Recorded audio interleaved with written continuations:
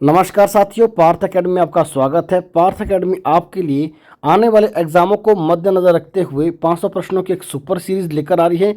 इस super series में HP GK के प्रीवियस ईयर के सभी क्वेश्चन पेपर डिस्कस किए जाएंगे जो एग्जाम के दृष्टिकोण से महत्वपूर्ण है।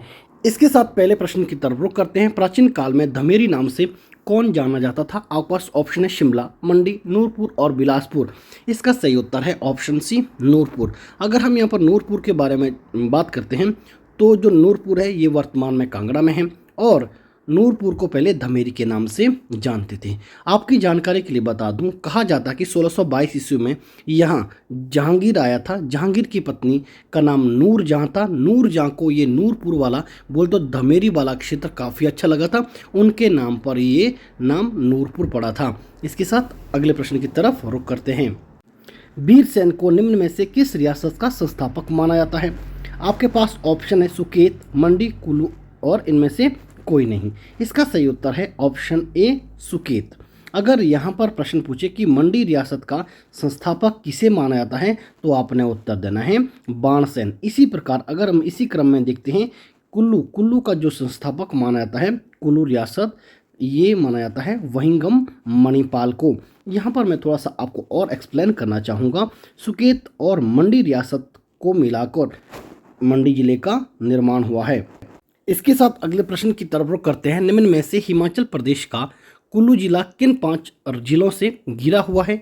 इसका सही उत्तर होगा ऑप्शन ए, लाहौल स्पीति, किन्नौर, शिमला, कांगड़ा और मंडी। इसके साथ अगला प्रश्न देखते हैं। कुक्ती दर्रा हिमाचल प्रदेश के किस जिले में स्थित है? आपके पास ऑप्शन है सिरमौर, ऊना, कांगड़ा और चंबा। इसका सही उत्तर है चंबा।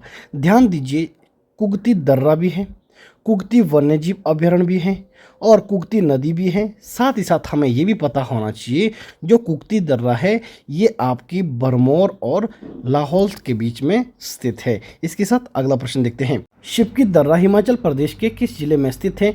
आपके पास ऑप्शन है मंडी, चंबा, किन्नौर और कांगड़ा। इसका सही उत्तर होगा ऑप्शन सी, किन्नौर।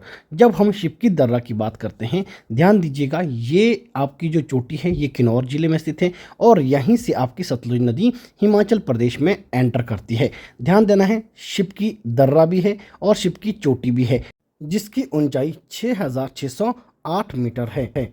ध्यान देना है, जब हम शिवकी की बात करते हैं जो किन्नौर में है, ठीक उसी प्रकार हम लियोपार झील को कैसे भूल सकते हैं और शीला चोटी को कैसे भूल सकते हैं। शीला चोटी की ऊंचाई 7026 मीटर है। आपने मुझे कमेंट बॉक्स में बताना है कि लियोपार झील चोटी की ऊंचाई कितनी है। इसके साथ अगला प्रश्न देखते हैं। हिमाचल प्रदेश में दरांती बनाने के लिए मुख्यतः कौन सी लकड़ी का प्रयोग किया जाता है? आप पास ऑप्शन है पीपल, नीम, शीशम और देवदार। इसका सही उत्तर होगा ऑप्शन सी, शीशम। दरांती मतलब दराटी, जिससे हम घास काटते हैं। तो आपने मुझे कमेंट बॉक्स में बताना है कि हिमाचल प्रदेश में दराटी दर्रा कहाँ पर स्थित है। अगले प्रश्न की बात करते हैं। निम्न में से किस नदी का संबंध हिमाचल प्रदेश के शिमला जिले से नहीं है? प्रश्न पूछा गया नहीं है। आपके पास ऑप्शन है ब्यास, सतलुज, पब्बर और गिरी। इसका सही उत्तर होगा ऑप्शन ए, ब्यास। और ध्यान दीजिएगा, जो ब्यास नदी है ये ब्यास कुंड से निकलती है और इस नदी का संबंध आपका कुल्लू जिले से है, मंडी जिले से है और कांगड़ा जिले से है। साथ ही साथ हमें ये भी पता होना चाहिए कि हमीरपुर जिले के साथ इसकी थोड़ी सी बाउंड्री लगती है, ध्यान देना है। बात करते हैं सतलुज नदी की। जो सतलुज नदी है ये मानसरोवर से निकलती है और मानसरोवर झील के लिए पानी मिलता है चेमा युंगडुंग ग्लेशियर से। इसके साथ अगर मैं बात करूं पब्बर नदी की, जो पब्बर नदी है ये आपकी चंद्रनाहन झील से निकलती है और चंद्रनाहन झील के लिए पानी चंद्रनाहन ग्लेशियर देता है। और अंत में बात करते हैं गिरी नदी की। जो गिरी नदी है ये कुप्पर पहाड़ियों से निकलती है। इतना हमें इस प्रश्न के बारे में पता होना चाहिए। अगला प्रश्न देखते हैं। हिमाचल प्रदेश के सिरमौर जिले की क्यारदून घाटी को कौन सी नदी सींचती है? आपके पास ऑप्शन है केवल गिरी, केवल बाटा, गिरी बाटा दोनों, पब्बर गिरी और बाटा। इसका सही उत्तर है ऑप्शन बी, गिरी और बाटा दोनों नदियां। अब ध्यान देना है, जो गिरी नदी है, गिरी नदी आपकी कुप्पर पहाड़ी से निकलती है जैसे मैंने आपको पहले बताया और गिरी नदी के किनारे ही आपका रेणुका झील है। और इसके साथ साथ हमें ये पता होना चाहिए गिरी नाम का एक हाइड्रो प्रोजेक्ट भी है जिसकी कैपेसिटी 60 मेगावाट है और ये गिरी हाइड्रो प्रोजेक्ट हिमाचल प्रदेश सरकार की पहली जल विद्युत परियोजना है। इसके साथ यहाँ पर हमें पता होना चाहिए, जैसे प्रश्न में पूछा कि क्यारदून घाटी, ध्यान दीजिएगा दून नाम की घाटियाँ हिमाचल प्रदेश में 4 हैं। क्यारदून घाटी सिरमौर में है, दून और सपरून घाटी सोलन में है, जसवंतदून घाटी ऊना में है। और अगर बात करें हम हल्दून घाटी की, जो हल्दून घाटी है आपने मुझे कमेंट बॉक्स में बताना है कि हल्दून घाटी हिमाचल प्रदेश के कौन से ज़िले में है। अगर आपको इस तरह की सीरीज़ आगे भी कंटिन्यू चाहिए तो चैनल को सब्सक्राइब करें, वीडियो को लाइक शेयर और कमेंट करना ना भूलें। ध्यान दीजिएगा कमेंट जरूर करना है कि आपको आगे इस तरह की वीडियो चाहिए या नहीं। इसके साथ अगला प्रश्न देखते हैं। वर्ष 2011 की जनगणना के अनुसार हिमाचल प्रदेश का जनसंख्या घनत्व था 1234567899110। इसका सही उत्तर होगा ऑप्शन ए 123। इसका सीधा अर्थ ये हुआ कि हिमाचल प्रदेश में 1 किलोमीटर के अंतराल में आपको 123 लोग मिलेंगे। अब ध्यान देना है, अगर आपको प्रश्न पूछा है कि 2011 की जनगणना के अनुसार हिमाचल प्रदेश का सेक्स रेशो कितना है, वो आपने मुझे कमेंट बॉक्स में बताना है। इसके साथ अगला प्रश्न देखते हैं। हिमाचल प्रदेश में शांत उत्सव कितने वर्षों के अंतराल में मनाया जाता है? आपके पास ऑप्शन है 1, 5, 8 और 12। इसका सही उत्तर है ऑप्शन डी 12। अब यहाँ पर प्रश्न बनता है कि हिमाचल प्रदेश में ऐसे कितने उत्सव हैं जो 12 वर्ष बाद मनाए जाते हैं? तो आपने उत्तर देना है शांत उत्सव, भोज उत्सव और भूंडा उत्सव। अगर हम भूंडा उत्सव की बात करते हैं, जो भूंडा उत्सव है ये आपके निरमंड में मनाया जाता है, और जो निरमंड गाँव है ये हिमाचल प्रदेश का सबसे बड़ा गाँव है।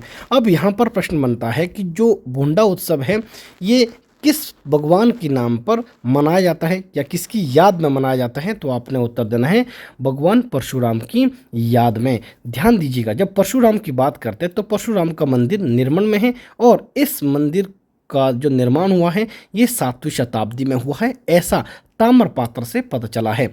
इसके साथ साथ कई बार प्रश्न कुछ इस तरह से भी बनता है कि जो निरमंड का परशुराम मंदिर है इसकी छत किसने लगाई थी, किस राजा ने लगाई थी? तो आपका उत्तर होना चाहिए लाहौल स्पीति के राजा सूरज सेन ने।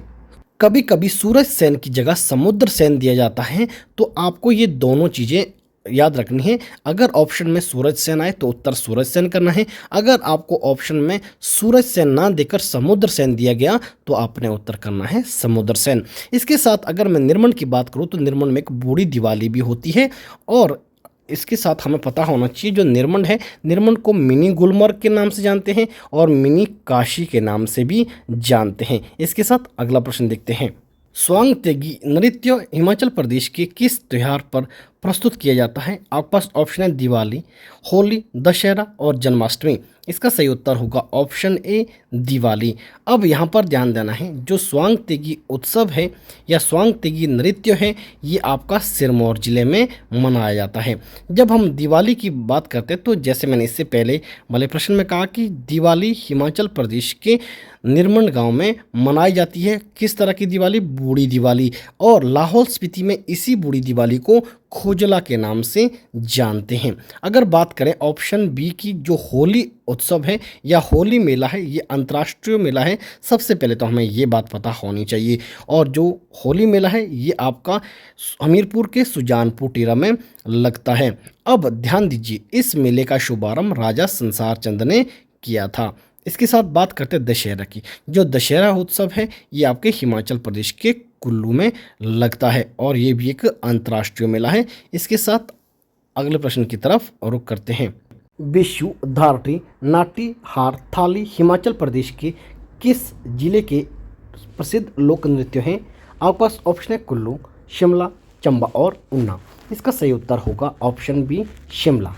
इसके साथ अगर हम बात करते हैं कुल्लू जिले की तो ध्यान दीजिएगा, कुल्लू जिले में उजगजामा, करथी और लालड़ी नृत्य मनाए जाते हैं।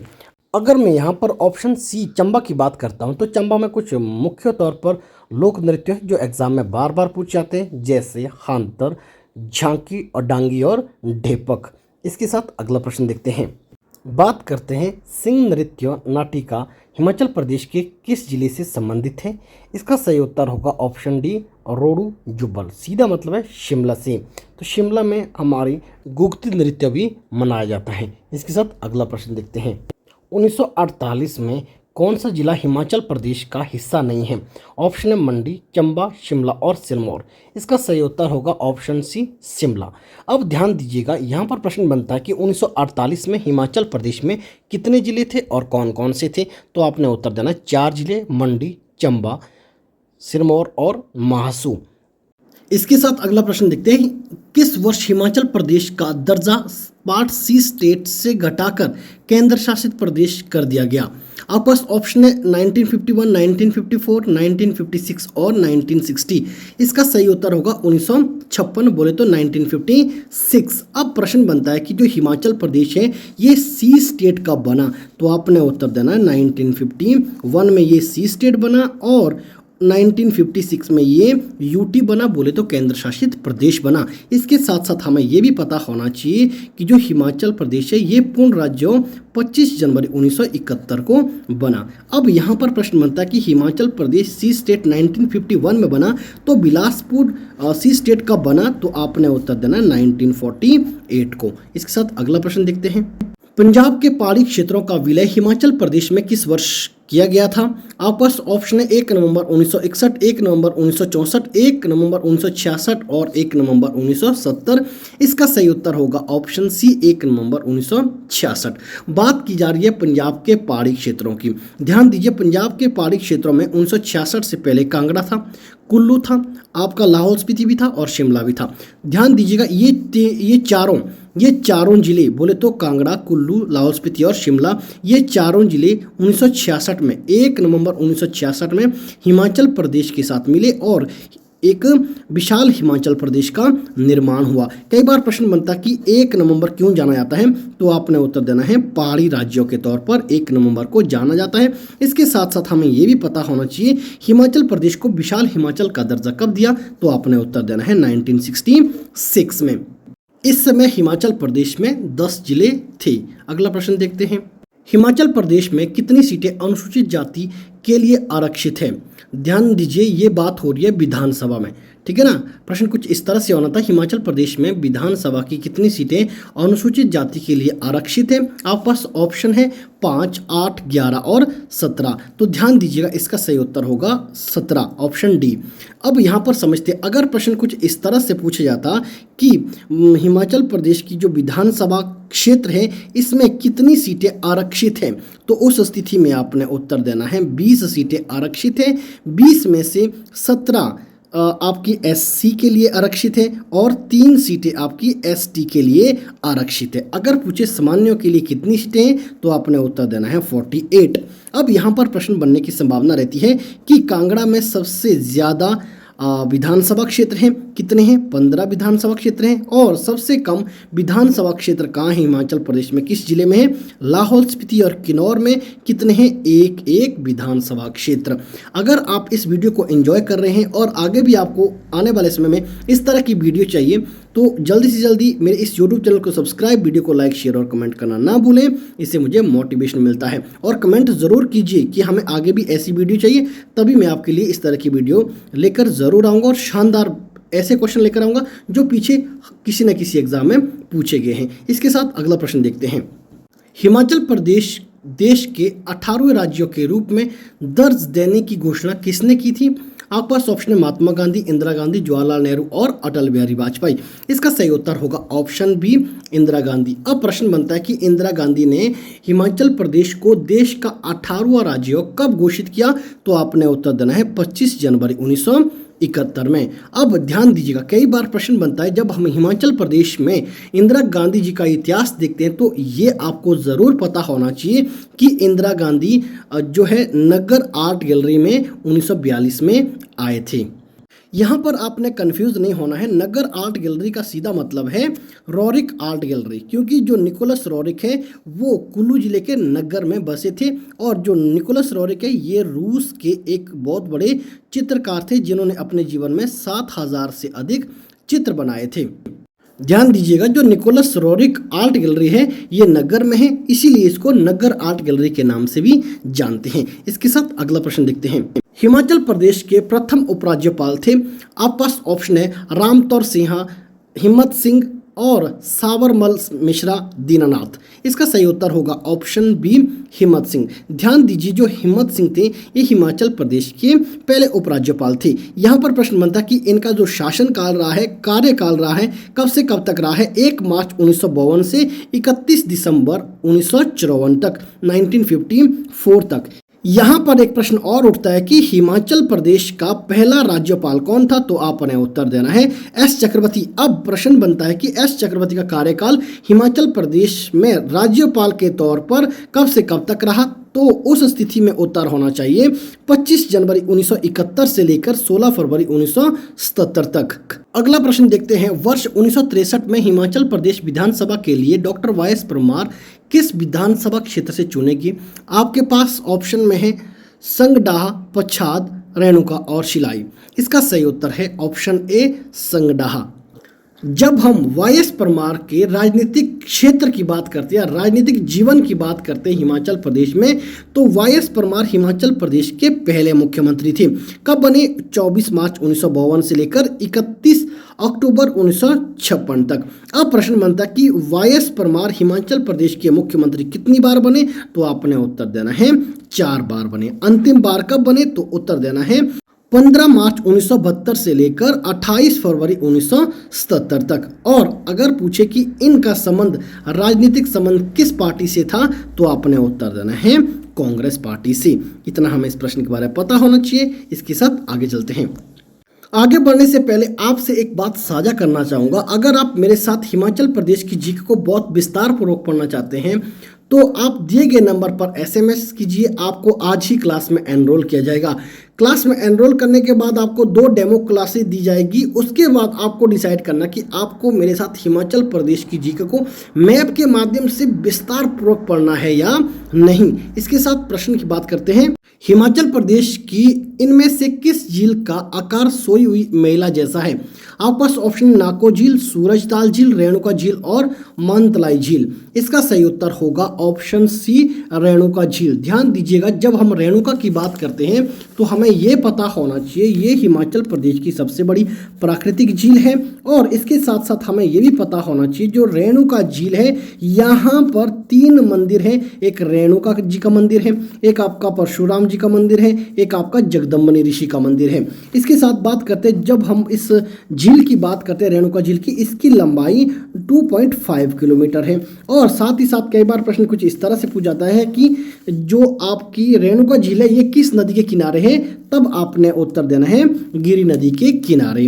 अगर हम बात करते हैं रेणुका झील की, तो रेणुका नाम का एक झील भी है, जैसे मैंने पहले बताया। रेणुका नाम का अंतर्राष्ट्रीय मेला भी है, जी हाँ। और रेणुका नाम का एक वन्य जीव अभयारण्य भी है।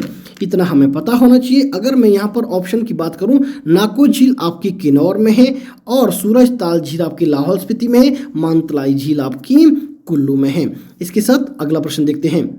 किस स्विस अधिकारी ने औपचारिक रूप से खजियार को मिनी स्विट्जरलैंड घोषित किया था? आपके पास ऑप्शन है Willy T Blazer, Andrew Knox, major आर्महर्ट्स, वेन डेम नू।